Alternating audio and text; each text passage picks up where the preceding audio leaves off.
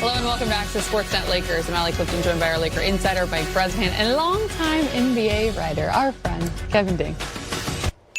There we go. A little delayed there. Yeah. It's been a minute. Yeah.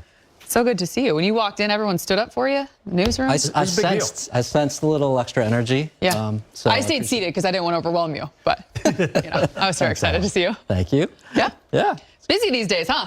Yeah. I mean, it's a good time to be a Lakers fan, though, right? Indeed. A lot of winning going on. Yeah, it feels like, our olden days when we just roll the ball out and Lakers win. And they win 60 games, and everyone's happy. Yeah. Yeah. I'm going to ask you the same question Chris McGee's asking me every day right now. Do you enjoy winning, Kevin Ding? Everybody is happier when the team wins. Yeah. It makes for a better life, right? As much as sports journalists, there's drama, there's intrigue, right, when things aren't going well. But when things are going great, people are interested and people are happy. It's a good mix. And you see good basketball, too. Yeah. I hit Gate with we're winning so much, I'm exhausted today. We're going to dive in. We're going to get more of your takes. I'm excited for it. Luka and LeBron James both put on a show in front of the home fans Tuesday night in their win over the Pelicans, making them the first Lakers duo with 30-plus points and 5-plus threes. What? Luka had 30, Bron 34. He was 6 of 13. Luka Magic was from deep, 8 boards, 15 assists. LeBron 5 of 10 from deep, 8 boards, 6 assists. After the game, LeBron spoke with Mike Trudell about keeping the good vibes rolling with their 7th straight win. We're just trying to, continue to mesh well offensively and defensively, hold each other accountable, and I think it's working for us so far. About 60 combined points and 20 combined assists for you and Luka. What are you seeing from him so far as he continues to get his experience as a Laker? Just getting more and more comfortable, not only with the team, not only with the sets, but with everything. The fans, LA, and I think every day is going to get better and better for him. And obviously, health-wise, he's getting better and better with his calf. So it's good for our team. We learned today that it was your 41st Player of the Month award. Karl Malone was 37. It was the oldest previous to do it. How are you doing that at this level, at this stage? Just taking care of my body, putting the work in, and then just staying true to the game. I've had an opportunity to play the game that I love, and I've always been true to it, so I want to always try to give back. And the last one for you, it's we saw the 50,000 combined points today. I know you kind of think of yourself sometimes first as a passer, but 50,000 is a lot of points.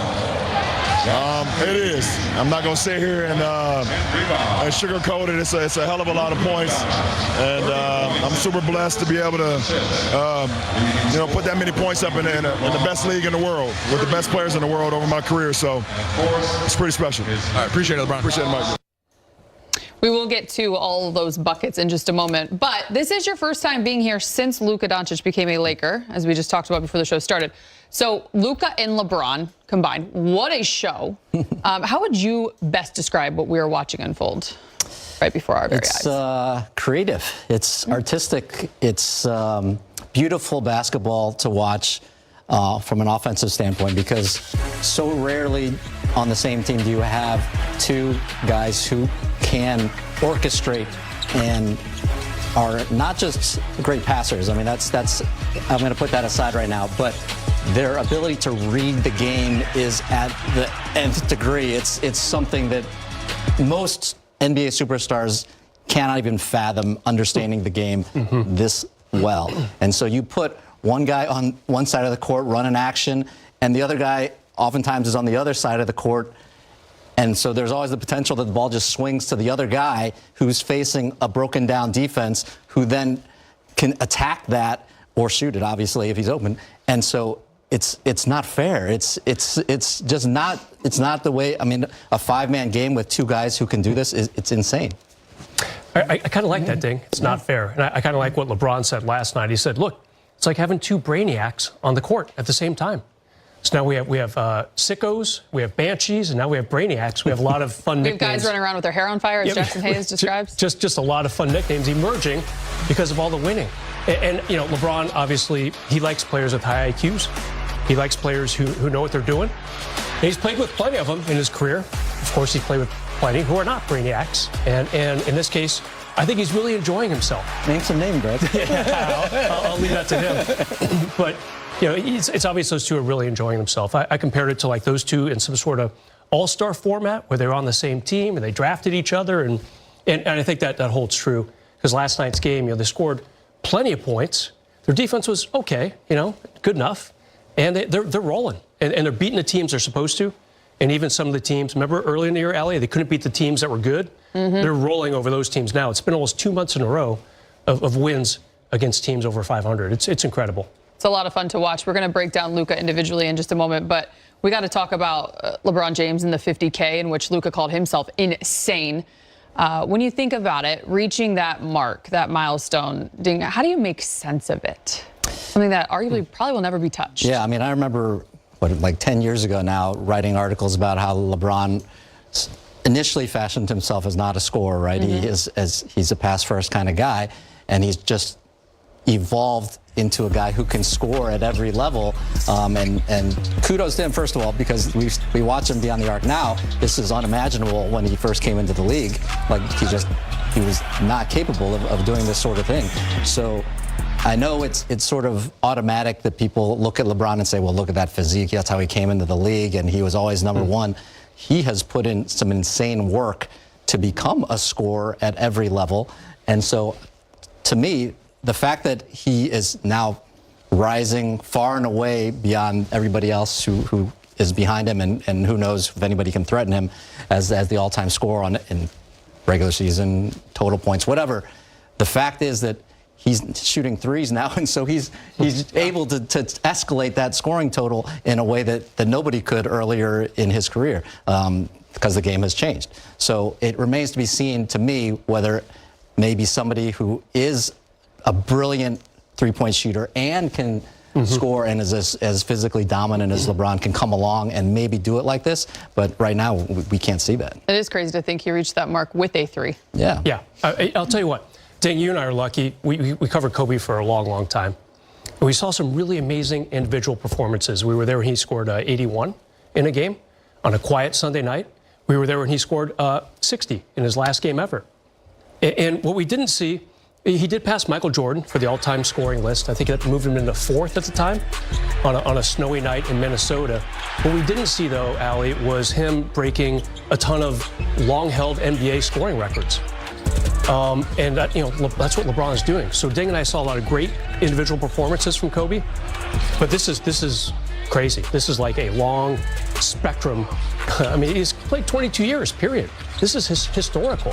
Whoever is going to beat 50,000 points in a career, and he's still going. He's got another year on his contract, And hey, Luka with LeBron playing more off ball, maybe that's allowing LeBron to avoid the wear and tear that he would have if it was him and AD in that type of composition. But Brez, only because he can shoot it like he can now. I mean, he came into the league, and Greg Popovich in the finals just said, okay, shoot the ball, and he couldn't. And he had to learn. He had to figure it out. Said it last night, not getting bored with the process. Yeah. Of being great. It's amazing. From one historic milestone to another, Luka Doncic, check this out, became just the fourth Laker in franchise history to post a 30-point, 15-assist performance. What company he now joins, of course. Magic's got 19 of those bad boys. Jerry West adding 6. LeBron has 1. And now Luka Magic. Didn't take long. After the win, LeBron spoke about the importance of letting Luka lead the way on the offensive end. In order for us to be the team ultimately we need to be, the ball needs to be in Luka's hands.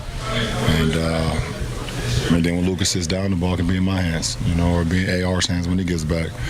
But I'm very comfortable playing off the ball and finding my spots, running the floor, getting outlet passes from Luka, being on the backside of a defense. If he's either being blitzed in pick and rolls or switched in pick and rolls, and he attracts so many eyes and bodies, I've been very blessed to be able to be adaptable to whatever team I've been on throughout my career, to be able to change, and this is another instance, and I was looking forward to that. You're, in some ways, right, you crossed 50,000 with, and congratulations on 49,999 the other day, too. But you crossed 50,000 on a three. That's the thing I know you've worked a lot at to add to your game. It's probably added years, the ability to hit that shot, but particularly with a player like Luka, having that weapon for you, how does that unlock things? I mean, anytime you're able to get a body off of you or eyes off of you, then it unlocks a lot for you and for our team. He attracts so many eyes and so many defenders, either when he's driving, his pick and roll coverage, his ability to make all the reads, that if I'm getting passes where guys closing out on me, with a live dribble, or they're not closing out on me, I'm able to now make reads where if it's 2 on the ball, then I'm the guy that has the 4-on-3 numbers, and I'm able to see all the other reads as well.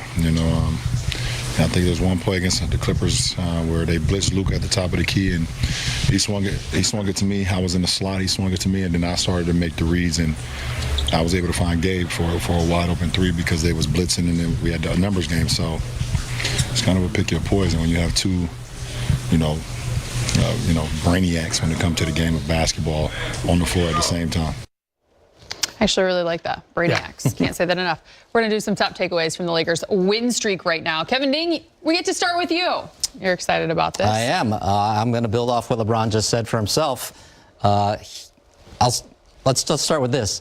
The argument for those who say LeBron is the greatest player ever has to build into the fact that he's the greatest all-around player ever. He obviously, we just talked about his passing, his scoring, rebounding, defense. He's able to do everything. And so now with Luka here, we see LeBron freed up. Yeah, he can go inside. He can make plays, but he can save some energy to pick more spots where he plays defense. And I think we've already seen it. Like, it's hard to watch the Lakers these days and not focus when Luka has the ball. But try to notice there's several possessions, not increasingly so, where Luka has the ball, he's running an action, and watch what LeBron is doing. He's just running up the other side of the floor. He's doing this, right? Sometimes because he's used to feeling like he gets the ball, but increasingly he's doing this, where he knows he's more likely to get the ball and shoot, right? This happened like a few times where in the backcourt, he reflexively does this because he expects to handle the ball. But more and more, he's standing there not having to do anything, and then he goes back down on the other end of the court. And a lot of times, then he has this energy that he can bring to the defensive end. And you guys have talked about it before. The past several weeks, he's been awesome on defense, which is frankly unimaginable that a guy at this point in his career is playing that kind of defense that he's playing.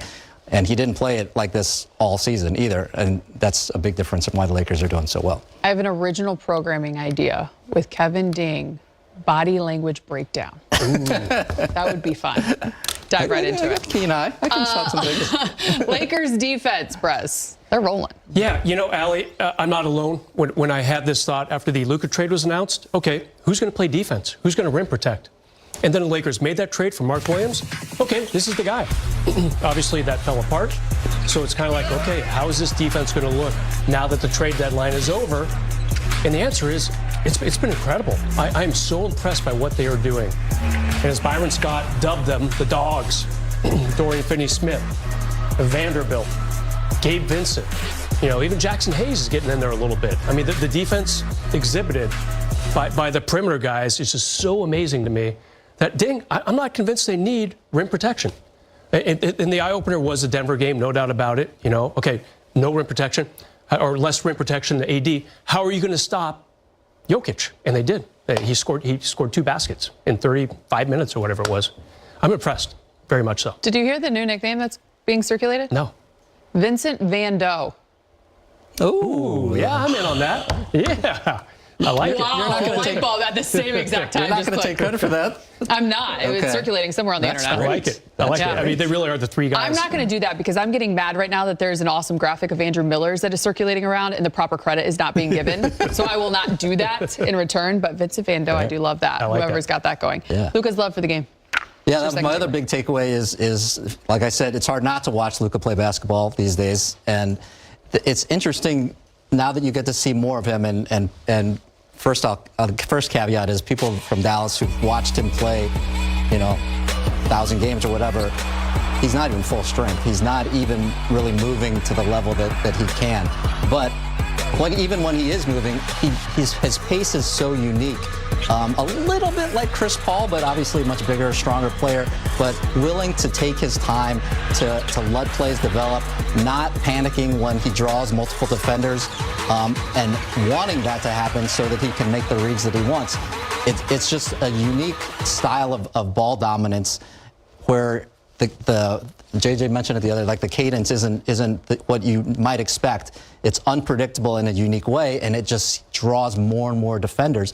On the three-pointer that Bron, got to 50K, there was nobody on that side of the court. Zion was in the middle of the lane and tried to recover back to LeBron because they ran a simple pick and roll with Luka and Jackson Hayes, and the entire defense was on that side of the court. That's what's going to happen. He just keeps the ball and draws defense. Are you liking his celebratory dances right now? He has a love for the game, which is fun to see an NBA superstar who really enjoys playing. Indeed, I love that. Yeah. The depth of the Lakers standing out to you? Yeah, you would think maybe the love of the game that this team was experiencing might have gone away last week with Rui and Austin Reeves, and of course Goodwin also being sidelined. Not the case. Their depth is incredible. And Vincent Van Doe. I mean, period. Those three guys are the guys who have stepped up. And it helps to have LeBron and Luka. I think that's a good start. But I'm really impressed by how they've been able to weather the storm, because every team goes through it. Some teams, the Laker fans over the last week or so have been like, yeah, we've been hit by injuries. This stinks. Other teams have lost guys for months, like important guys. Remember, the Boston Celtics started the season for about 2 months without Porzingis. So the Lakers finally get hit with a rash of injuries. And you know what? Everything's just fine. A credit to their depth, and their bench is finally helping to step up. They had a tough few months, but I'm finally seeing some good stuff from them. Can't forget Dalton Connect either. He's been better the last couple weeks. It's finally nice, too, to have a positive top takeaway. Right. Love what we got going on here. After the break, we check in with the Hall of Famer Big Game James Worthy for his take on why the 7-game win streak could be the start of something special. Plus, we'll take a trip down memory lane and look back at some of LeBron's best buckets on his road to 50K. Stick with us. It's coming up on Access.